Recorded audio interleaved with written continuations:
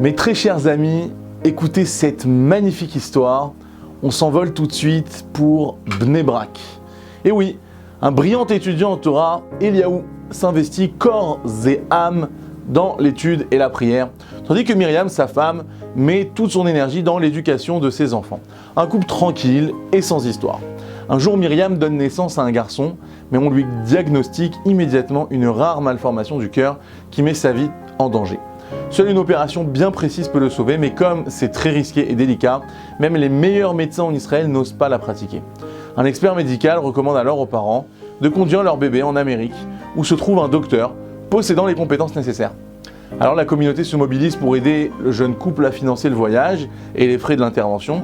Et quelques semaines plus tard, Eliaou et Myriam arrivent à l'hôpital de Los Angeles, le cœur palpitant, murmurant des prières et remplis d'espoir pour l'opération qui sauverait la vie de leur nourrisson. Le couple s'approche de la secrétaire, mais son comportement est bizarre. Elle passe plusieurs appels, elle se lève et passe d'un bureau à un autre, puis elle se rassoit à nouveau pour téléphoner, tout en ayant l'air très stressée. Les parents se doutent que quelque chose ne va pas. Mais comme ils ne parlent pas bien l'anglais, ils n'arrivent pas à comprendre ce qu'elle raconte. Et voilà qu'à ce moment précis, un juif religieux arrive.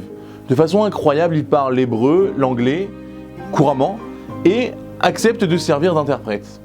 Après avoir écouté l'explication de la réceptionniste, il se tourne vers les parents et leur dit « Apparemment, le médecin n'est pas satisfait du paiement. Il dit qu'il manque encore $100 000. Alors Eliaou n'en revient pas. « Mais c'est impossible! Mais j'ai déjà récolté l'argent nécessaire, il doit y avoir une erreur !» Gênée, la secrétaire s'explique « Écoutez, je suis vraiment navré, mais le médecin prétend que le problème de votre fils est plus grave que prévu et que l'opération est donc plus coûteuse. Ça fait une demi-heure que je discute avec lui, mais il ne veut pas changer d'avis. S'il ne reçoit pas ce supplément aujourd'hui, il ne réalisera pas l'intervention. » Dramatique. Eliaou est sidéré et lui dit « Mais quoi? Mais comment voulez-vous que je trouve encore $100 000 dans la même journée? Mais c'est pas possible. Il m'a fallu plusieurs semaines pour rassembler la somme initiale. Dites-moi que c'est une plaisanterie, c'est absolument impossible. Est-ce qu'on peut au moins déplacer l'opération de quelques jours ?» Et là, la secrétaire est tellement embarrassée qu'elle en a les larmes aux yeux et elle lui dit « Je suis sincèrement désolé, mais il faut que l'opération ait lieu aujourd'hui. Le médecin quitte le pays ce soir. C'est maintenant ou jamais. » À ce stade, Myriam pleure hystériquement et Eliaou ne sait plus quoi dire. Touché par la détresse du couple, le juif religieux réfléchit un instant et leur dit « Attendez, écoutez, le juif le plus riche de la ville habite à quelques rues d'ici. Il n'est pas religieux, mais je sais qu'il est généreux. Voilà son adresse, allez le voir, vous n'avez rien à perdre, on sait jamais. » Eliaou le remercie pour son aide et fonce immédiatement à l'endroit indiqué. Quelques minutes après, il arrive devant une grande demeure et s'apprête à sonner à l'interphone, mais juste à ce moment-là, un homme élégant sort de la maison. Eliaou essaye alors de se présenter, mais comme il ne trouve pas de mots en anglais pour dire étudiant en Torah, alors, chose qu'il était d'ailleurs, et il prononce sans réfléchir l'équivalent en yiddish, younger man, en espérant que l'homme comprenne. Il lui dit « Bonjour, je suis un younger man d'Israël et… » Mais l'homme le coupe et lui tend une enveloppe. « Ok, voilà pour vous, passez une bonne journée, désolé mais je suis extrêmement pressé, au revoir. » Et il part à toute vitesse dans sa limousine, avant qu'Eliaou n'ait pu ajouter quoi que ce soit. Tout s'est passé en quelques secondes. Eliaou venait à peine d'arriver, il n'a pas réalisé ce qui s'est passé. L'homme riche n'avait même pas entendu sa demande. Ok, il ouvre l'enveloppe et là, il se demande s'il n'est pas en train de rêver. Cette enveloppe contient un chèque, accrochez-vous bien, de $100 000. $100 000. Un inconnu vient de lui remettre exactement la somme dont il avait besoin. Un miracle époustouflant. Alors, pleurant de joie, il se dépêche de retourner à l'hôpital. Il arrive complètement essoufflé à la réception.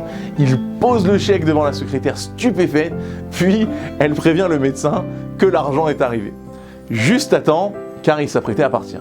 Myriam avait l'impression que son cœur allait lâcher. Elle était passée par toutes les émotions. Quelques heures plus tard, on annonce aux parents que l'opération Baruch Hashem est une réussite totale et que leur bébé est hors de danger. Quel soulagement! De retour en Israël, Eliaou et Myriam organisent un grand repas de remerciements au Créateur, durant lequel ils racontent à tous les invités cette incroyable série d'événements. Alors tout le monde est impressionné et s'émerveille de cette histoire unique en son genre, Mais un mystère persiste. Personne ne comprend pourquoi le riche a donné une somme aussi importante à un parfait inconnu. Et voilà qu'après le repas, l'un des invités s'approche d'Élie et lui dit « Je crois que votre mystère résout le mien. Dites-moi, comment vous vous êtes présenté à cet homme riche ?» Alors Eliaou répond en fait, j'en ai pas vraiment eu l'occasion. J'ai juste dit que j'étais un étudiant en Torah. Je ne parle pas très bien anglais. Alors je lui ai dit en yiddish younger man. Mais pourquoi vous me posez cette question ?» Et là, l'homme sourit et s'explique « C'est incroyable, vous n'allez pas y croire. Mon père voyage dans le monde depuis des années afin de lever des fonds pour ses institutions, des institutions de Torah. Pendant 6 mois, il a été en contact avec cet homme riche en l'appelant régulièrement et en lui en envoyant des emails, des dépliants, des brochures. Un jour, ses efforts ont été récompensés. Il a reçu un message lui disant qu'il allait recevoir un généreux don, mais qu'il fallait venir le chercher en personne en Amérique. Alors quelques jours après, mon père est dans son hôtel et se prépare pour la rencontre avec son bienfaiteur.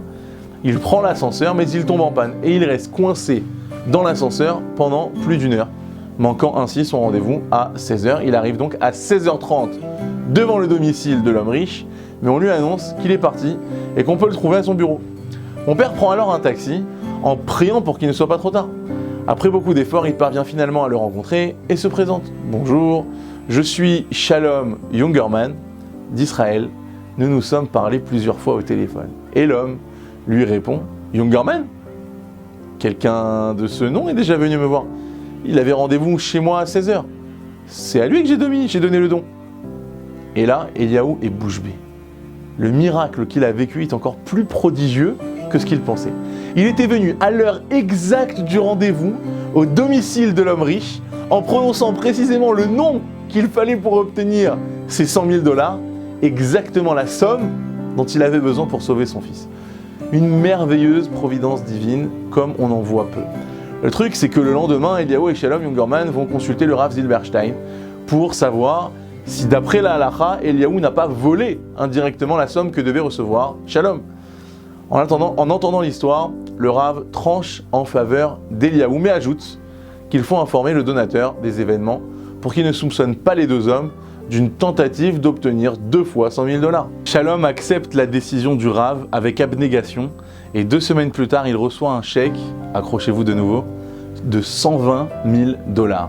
L'homme riche avait été si touché par son intégrité et si heureux d'avoir sauvé la vie d'un bébé qu'il voulait maintenant honorer sa promesse initiale de don avec un supplément pour compenser la peine occasionnée par cette histoire. Absolument magistral. Shabbat Shalom à tous.